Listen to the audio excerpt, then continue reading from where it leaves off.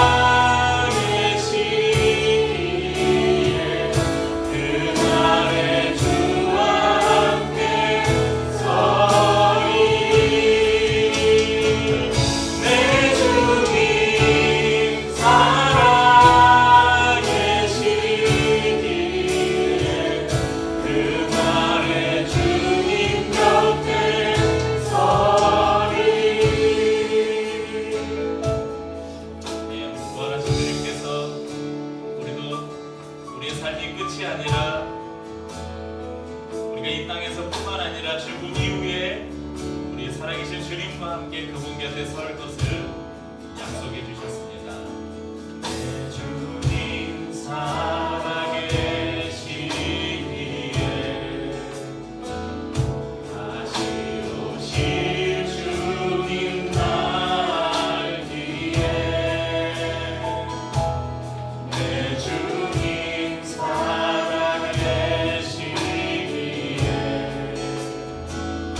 영원하신 통치가 믿기에 내 육신 후회하나 우리 믿음의 눈으로 내 눈은 주 바라보리 내 주님 살아계시기에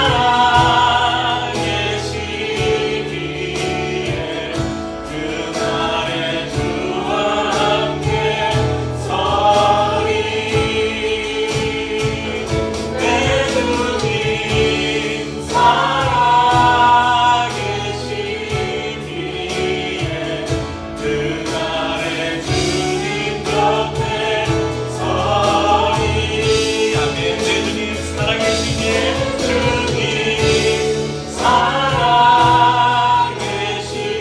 살아계시기에 그날의 주와 함께 서리 내 주님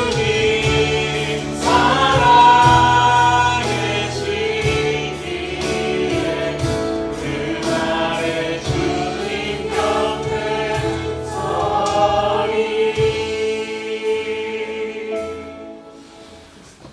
예수님께서 십자가에서 달려 죽으시고 무덤에 장사되신 지 사흘째, 그러니까 금, 토, 일, 일요일 예수님을 사랑했던 막달라 마리아는 예수님의 시신이라도 보고 싶어서 예수님의 무덤을 찾았습니다.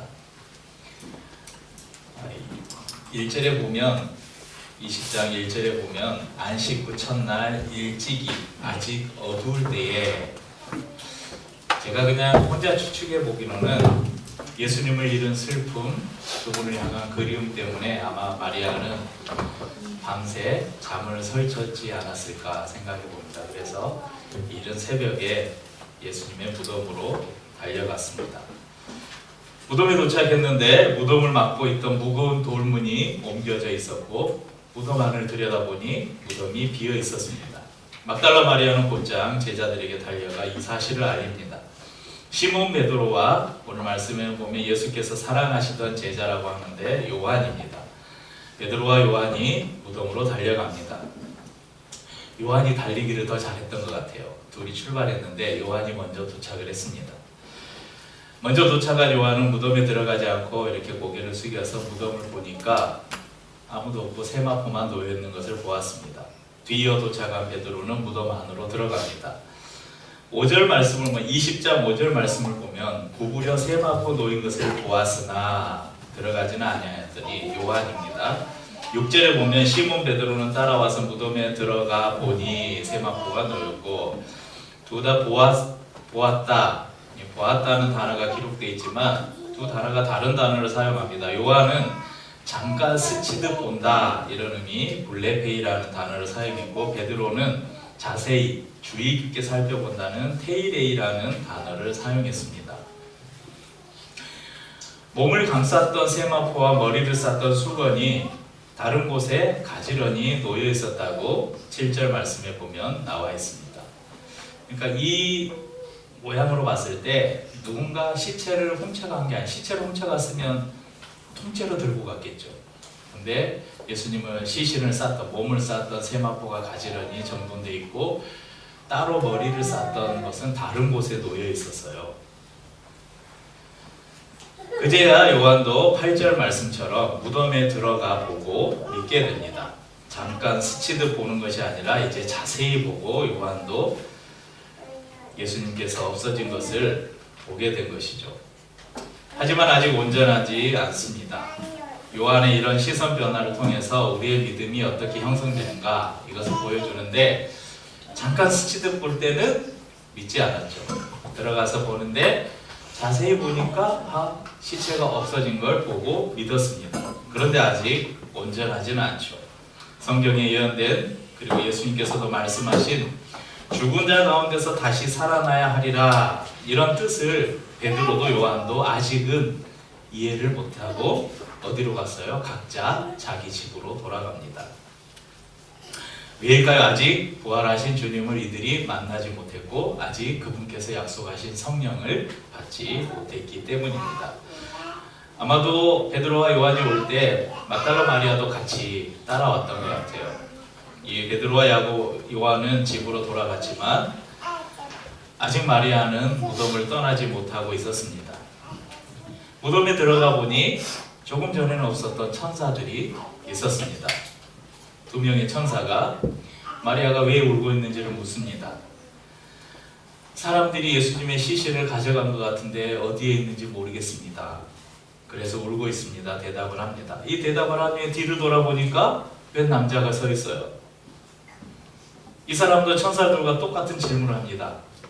뭐라고 질문하냐면 여자여 어찌하여 울며 누구를 찾느냐. 마리아는 그가 동산지기, 그 동산에 아마 이 유대인의 무덤들은 동산에 굴을 파고 거기에다 시신을 놓고 문을 닫는 이런 방식이기 때문에 아마도 여러 무덤들이 있는 동산이었을 거라고 생각하고 그곳을 이렇게 관리하고 지키는 사람이 있었던 것 같습니다. 동산지기인 줄 알았는데 예수님께서 그를 부릅니다. 마리아야. 이 한마디가 모든 상황을 바꿔버립니다. 예수님께서 마리아의 이름을 불러주셨을 때 마리아의 눈이 열립니다. 그리고 자신을 부르는 그분이 동산지기가 아니라 바로 예수 그리스도, 부활하신 예수 그리스도임을 알아차립니다. 교부 그레고리우스는 이 장면을 이렇게 설명했습니다. 화면 한번 보시겠습니까? 예수님이 먼저 마리아를 여자여 어찌하여 울며 누구를 찾느냐, 예수님의 첫 번째 말씀이었어요. 여자여라고 부르신 것은 인류 전체를 대표하는 보편적 호칭이었지만 다시 이름을 불러주신 것은 개인적 친밀함의 회복입니다. 예수님이 말씀하신 것은 마치 이와 같습니다. 내가 너를 내 모습 그대로 알고 있으니 너도 나를 그렇게 알아보아라. 예수님과 마리아가 만났던 그때의 그 친밀함을 예수님은 다시 상기시켜 주시면서 내가 너를 본 모습 그대로 내가 너를 받아들였으니 너도 나를 그렇게 믿으라 말씀하신 것입니다. 예수님은 전 인류를 위해서 십자가에서 죽으시고 부활하셨습니다. 그렇지만 또 예수님은 바로 나 한 사람을 위해서, 나 한 사람의 구원을 위해서 그분은 십자가에서 죽으시고 부활하신 것입니다. 그래서 예수님은 오늘 이 자리에 있는 저와 우리 성도님들 한 사람 한 사람의 이름을 부르십니다. 수많은 사람 속에 묻혀 있었던 나, 잊혀진 존재였던 나, 실패한 그리고 상처로 무너졌던 나를 예수님은 부르고 계시는 것입니다. 예수님을 만난 기쁨에 아마 마리아가 예수님을 붙잡으려고 했던 것으로 보입니다. 하지만 예수님은 내가 아직 아버지께로 올라가지 않았다. 어서 가서 형제들에게 내가 곧 하나님께 올라갈 것을 전하라 말씀하셨습니다. 그리고 마리아는 제자들에게 가서 자신이 부활하신 예수님을 만난 것 그리고 그분께서 하신 말씀을 전합니다. 여기까지가 오늘 저희가 읽었던 19절 이전까지의 상황입니다. 막달라 마리아가 부활하신 예수님을 만난 그 시간이 언제라고 그랬죠? 안식 후 첫날. 그러니까 우리로 말하면 일요일. 그러니까 우리가 유대인들은 지금도 금요일 해가 질 때부터 토요일 해가 질 때까지를 지금도 안식일로 지킵니다. 그런데 우리 개신교회는 안식일을 안 지키잖아요. 지금도 그 여러분들 제7일 안식교라고 있잖아요. 교회들 중에 이렇게 제7일 안식교 무슨 교회 이런 교회가 있습니다. 한국 교회에서는 2단으로 그렇게 지정을 했는데 그럼 그 삼육두유나 삼육대학교, 서울에 가면 위생병원 이런 데가 있는데 시조사 이런 데가 다 이 삼육재단에서 운영하는 곳인데 이 제7일 안식교는 아직도 이 안식일을 유대인들이 지키는 그 안식일을 그들도 안식일로 지키고 있습니다. 그런데 우리는 금요일 저녁부터 토요일 저녁까지가 아니라 오늘 일요일이잖아요. 왜 이날을 우리가 주일 이렇게 지키고 있냐면 초대교회가 예수님의 부활을 기념해서 그분이 십자가에서 죽으시고 안식 후 첫날, 그러니까 일요일날 부활하신 날에 우리가 그분의 부활을 기뻐하면서 모여서 예배드린 것으로 우리가 오늘날까지 이 일요일에 모여서 안식 이 주님을 예배하고 있습니다. 그래서 저희가 매주 모이는 이 날은요, 엄밀하게 말하면 무엇을 축하하는 날이에요? 무엇을 기념하는 날이에요? 예수님의 부활을 기념하는 날이에요. 그러니까 부활절은 1년에 한 번 이 부활 주일에 지키는 게 아니라 실상은 저희가 매주 모여서 드리는 예배가 실상은 예수님의 부활을 기뻐하고 축하하는 날이라는 사실입니다. 여러분, 막달라 마리아가 부활하신 예수님을 만난 것이 안식 후 첫날, 일요일 이른 아침이었잖아요. 제자들은 마리아를 통해서 예수님께서 부활하셨다는 이야기를 전해 들었을 것입니다. 하지만 여전히 두려웠어요. 유대인들이 자신들도 예수님과 한패라고 언제 잡혀갈지도 어떤 해코지를 당할지 몰라서 저녁이 되었어도, 오늘 저희가 읽은 말씀에 보면 저녁이 되었다고 했잖아요. 이날 안식 후 첫날 저녁 때에 시간이 흘렀어요. 저녁 때까지 그들은 문을 걸어 잠그고 두려움에 떨고 있었습니다. 그때 예수님께서 그들 가운데 오셨습니다. 그러니까 문을 통과해서 오신 거예요. 잠긴 문을. 그리고 그들에게 말씀하셨습니다. 너희에게 평강이 있을지어다. 오늘 설교 제목을 처음에 평강이 있을지어다 이렇게 썼다가 고쳤어요. 영어로. 읽어보세요. Is be with you. 너희에게 평강이 있을지어다. 이 말이에요. 너희에게 평강이 있을지어다 9절에 NIV 영어 성경이 저렇게 기록되어 있습니다.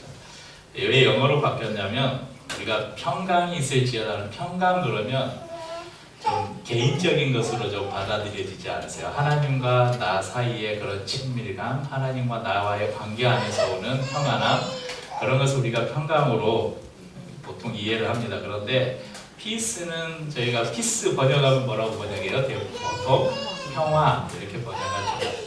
그래서 조금 더 하나님과의 개인적인 관계뿐만 아니라 사람과 사람 간의 관계, 나라와 나라와의 관계, 모든 피조물과 피조물들의 관계 안에서 다툼이나 갈등이나 분쟁이 없는 상태, 그래서 우리가 평화라고 해서 조금 더 넓은 의미로 이해해 보고 싶어서 영어 제목을 써봤습니다. 성도님들, 지금 현 상황에서 이 세계에 가장 시급하게 필요한 것이 뭐라고 생각하십니까? 사랑? 이제 오늘 설교 제목에 힌트를 드렸잖아요. 제가 이번 부활절을 이렇게 생각하면서 어떤 말씀을 나눌까 이렇게 고민하는데, 우리에게 이 부활절을 맞는 우리에게 가장 필요한 것이 무엇일까? 지금 이 세계에서 가장 필요한 것이 무엇일까? 할 때 평화가 아닐까, 그런 생각을 해보았습니다. 오늘 예수님의 부활을 기뻐하고 축하하는 오늘 우리가 이 예배를 드리면서 우리가 하나님께 한 가지를 구할 수 있다면 우리가 무엇을 구할 수 있을까? 저는 평화를 구하고 싶습니다. 러시아와 우크라이나 전쟁이 전면전이 발생한 것은 4년, 1500 며칠이라고 그래요. 지금까지. 그 전부터 이제 돈바스 지역, 크림반도 이런 분쟁까지 합하면 지금 러시아와 우크라이나의 그 전쟁이 12년째에 이어지고 있다고 합니다. 그래서 러시아 우크라이나 러브 전쟁의 사망자가 러시아에서 정확히 수치를 낼 수도 없는데 러시아가 23만에서 43만 명, 우크라이나 군인들이 10에서 14만 명, 우크라이나의 민간인 사상자가 사망자만 15,000명 이상. 그럼 거의 100만 명에 가까운 사람들이 죽었어요. 근데 죽은 사람뿐이겠습니까? 집을 잃은 사람들, 다쳐서 영원히 불구가 된 사람들, 그리고 그 사람들의 가족들까지 합하면 전쟁으로 인해서 고통을 당하는 사람들의 숫자를 헤아릴 수가 없겠죠. 미국과 이스라엘이 시작한 이란과의 이 전쟁이 2달째 접어들고 있습니다.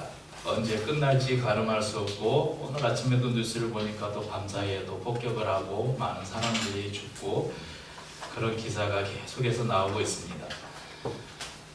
미국과 이스라엘 그리고 이란뿐만 아니라 그 인접 국가에까지 이런 전쟁이 지금 확전되고 있습니다.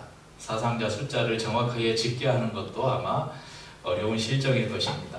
오늘 이 시간에도 어디서 날아올지 모르는 미사일과 드론의 많은 생명들이 죽어가고 있습니다. 그런데 안타까운 것은, 슬프다 못해 참으로 참담한 것은 이 전쟁을 일으킨 사람들이 내세우는 전쟁의 명분입니다. 이스라엘은 하나님을 믿는다고 하면서 저 아랍 세력들, 저 사람들을 다시 일어날 수 없는 수준까지 내가 다 망가뜨리겠다. 미국의 트럼프는 석기 시대로 돌려놓겠다, 이런 말을 합니다. 극우 보수 세력, 우리가 마가 세력이라고 하는 이 세력을 등에 업고 전쟁을 시작한 미국은 이 전쟁이 하나님이 원하시는 전쟁이고 하나님이 승리하게 하실 것이라고 심지어는 백악관의 목사들을 초청해서 기도회까지 열었습니다. 여러분, 헤그세스, 지금 국방장관이 헤그세스라는 사람인데 온몸에 문신, 십자가 문신과 성경 구절들을 온천지에 문신을 한 이 사람이 3월 25일날 국방부에서 드려진 예배에서 이런 말을 했습니다. 자비를 베풀 가치가 없는 자들을 향한 압도적인 폭력이 있기를, 그렇게 기도했고, 또 미국 국민들에게는 미국 병사들의 안전과 중동에서의 군사적 승리를 위해서 매일 무릎 꿇고 가족과 함께 학교에서, 교회에서 예수 그리스도의 이름으로 기도해 달라고 요청을 했습니다. 물론 여러분, 구약 성경을 보면 하나님도 어떤 민족, 이방 민족을 가서 쳐서 완전히 진멸하라, 물론 진멸의 의미가 성경이 기록한 것과 우리가 받아들이는 게 좀 다르다고 저희가 배웠는데, 아무튼 그런 전쟁에서 완전히 멸절시켜라, 이렇게 말씀하기도 합니다. 하지만 그때는 예수님이 오시기 이전이었고, 하나님의 구원의 계획이 이스라엘이라는 한 민족을 택해서 그 민족을 통해서 하나님께서 구원의 계획을 이루어 오고 계셨기 때문에 이 하나님의 택한 민족과 이방인의 전쟁은 불가피한 것이었죠. 하지만 예수님이 이 땅에 오셨습니다. 그분이 전 인류의 죄를 짊어지고 십자가에서 죽으셨습니다. 그리고 부활하심으로 모든 구속의 계획을 완성하셨습니다. 이스라엘은 그래도 이해가 가요. 이스라엘은 유대인들이니까, 유대인들은 아직 예수님의 존재, 메시아의 존재를 인정하지 않고 아직 메시아가 안 왔다고 믿는 사람들이니까 그럴 수 있다고 봐요. 그런데 미국은 어떻습니까? 성경 위에 나라를 세우고 하나님의 말씀 위에, 기독교적인 그 사상 위에 세워진 나라, 그리고 그 하나님을 믿고 경외한다는 사람들이 지금 전쟁 가운데서 수많은 사람들을 죽이고 있는데, 누구의 이름으로요? 예수 그리스도의 이름. 그럼 중세시대 십자군 전쟁과 다를 게 뭐가 있습니까? 이스라엘도 이란에게 좀 고마워해야 되는데 물론 그런 부분에 충분히 비판을 받아 마땅한 게, 이제 이란이 신정국가가 들어오면서 그런 많은 사람들을 그 이슬람의 이름으로 핍박하고 많은 사람들을 죽인 것도 마땅히 벌을 받아야 될 그런 죄입니다. 하지만 전쟁이라는 것을 통해서 무고한 사람들을 희생시키는 것 역시 하나님이 기뻐하시지 않는 일일 것입니다. 오늘 부활하신 예수님께서 우리에게 오셔서 말씀하셔요. 너희에게 평화가 있을지어다. 그리고 21절에 이 말씀을 다시 한번 하시는데, 21절을 다시 한번 읽어봅시다. 예수께서 또 이르시되 너희에게 평강이 있을지어다. 아버지께서 나를 보내신 것 같이 나도 너희를 보내노라. 여러분, 예수님께서 제자들에게 평강을 선물로 주시면서 뭐라고 말씀하십니까? 나도 너희를 보낸다. 성부 하나님께서 죄악 가운데 있는 이 세상과 하나님 사이를 화목시키기 위해서 자신의 독생자를 이 땅에 보내셨듯이 이제 내가 나와 이 세상을 화목케 하기 위해서 내가 너희를 세상으로 보낸다. 내가 너희를 평화를 전하는 자들로 세상에 보낸다. 이렇게 말씀하십니다. 그리고 이것을 그냥 말로만 하신 것이 아니라 이어지는 22절 말씀을 보십시오. 이 말씀을 하시고 그들을 향하사 숨을 내쉬며 이르시되 성령을 받으라. 우리가 평화의 사도로 살아갈 수 있는 근거가 바로 여기에 있습니다. 예수님께서 우리에게 약속하신 보혜사, 우리 안에 계신 성령님 때문입니다. 예수님께서 제자들에게 내신 이 숨은 우리로 하여금 창조의 장면을 떠올리게 합니다. 창세기 2장 7절 말씀 한번 같이 읽어볼까요? 여호와 하나님이 땅의 흙으로 사람을 지으시고 생기를 그 코에 불어넣으시니 사람이 생명이 되니라. 하나님께서 아담을 창조하시면서 그 코에 불어넣으신 생기, 그 생기와 오늘 예수님께서 제자들에게 내으신 숨, 이 루하라고 하는 이 숨은 동일한 단어입니다. 바로 예수님께서 우리에게 불어넣어 주시는 생기로 인해서 우리가 죄가 들어오기 이전 하나님께서 아담과 하와를 창조하시면서 그들 가운데 하나님의 생기를 불어넣어 주셨을 때 그 원형, 창조적 원형으로 우리의 모습이 회복되었음을 보여주는 것입니다. 부활하신 예수님께서 오늘 제자들에게 나타나셔서 하신 일은 이미 예수님께서 죽으시기 전에 십자가를 앞에 놓고 여러 가지 말씀을 가르치는 가운데 그들 가운데 먼저 또 하셨던 말씀입니다. 요한복음 14장 26절에서 27절 같이 읽어보죠. 보혜사 곧 아버지께서 내 이름을 보내실 성령 그가 너희에게 모든 것을 가르치고 내가 너희에게 말한 모든 것을 생각나게 하리라. 평안을 너희에게 주노니 나의 평안을 너희에게 주노라. 내가 너희에게 주는 것은 세상이 주는 것과 같이 아니하리라. 너희는 마음에 의심하지도 말고 두려워하지도 말라. 예수님을 만나서 하나님의 형상으로 회복된 사람들은 바로 이 평화를 만드는 사람들이어야 합니다. 그렇기 때문에 예수님의 이름으로, 신앙이라는 이름으로 행해지는 모든 혐오와 폭력은 어떤 경우에도 정당화될 수 없습니다. 한국의 극우 개신교인들이 또 미국의 소위 보수 기독교라고 말하는 마가 세력들이 예수님의 이름으로 동성애자들을 그렇게 혐오하고 이민자들을 혐오하고 여성들을 혐오하고 가난하고 없는 사람들을 그렇게 무시하고 우리나라에서 보면 또 진보 세력들을 멸절시켜 달라고 그렇게 기도하고 이슬람 사람들을 진멸해 달라고 기도하는 것, 과연 이 기도를 하나님이 들으실까? 예수님은 한 번도 누구를 혐오하고 누구를 죽여야 평화가 찾아온다고 말씀하지 않으셨습니다. 오늘 아이들이 우리 이 말씀을 어떻게 알고 슬기자매가 두 곡을 연결했는지 모르겠지만 오늘 두 번째 아이들이 찬양한 곡이 용서해요라는 곡이었잖아요. 예수님은 오히려 내가 이 죽여버리고 싶을 만큼 미운 사람도 도저히 용서할 수 없을 것 같은 그런 사람도 용서해야 그때 비로소 하늘의 평화가 임한다고 말씀하십니다. 그럼 누가복음 2장 14절에 이런 말씀이 있습니다. 같이 읽죠. 지극히 높은 곳에서는 하나님께 영광이요 땅에서는 하나님이 기뻐하신 사람들 중에 평화로다 하니라. 19장 38절 이르되 찬송하리로다 주의 이름으로 오시는 왕이여 하늘에는 평화로 가장 높은 곳에는 영광이로다 하니. 여러분 2장 14절은 예수님의 탄생 장면이에요.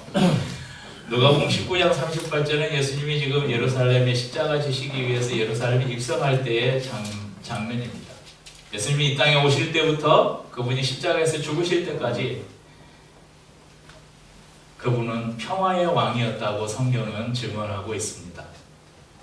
이사야서 53장 5절은 말씀합니다. 그가 찔림은 우리의 허물 때문이요 그가 상함은 우리의 죄악 때문이라. 그가 징계를 받음으로 우리는 평화를 누리고 그가 채찍에 맞음으로 우리는 나음을 받았도다. 그분이 십자가에서 죽으심으로 우리가 평화를 누리게 되었습니다. 하나님과의 평화뿐만 아니라 피조물 간의 평화도 주어진 것입니다. 그래서 예수님의 부활을 믿고 소망으로 사는 사람들은 평화를 사랑하고 평화를 전하는 사람이어야 합니다.